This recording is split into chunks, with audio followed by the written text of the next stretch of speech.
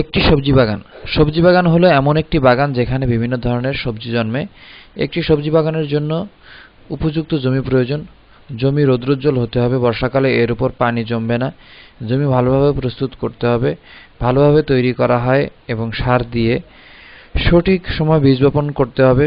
আমরা গাছপালার জল এবং প্রয়োজন হলে বাগান আগাছা আউট করি, মানে আগাছা নিধন করি, আগাছা বের করে দেই আর কি।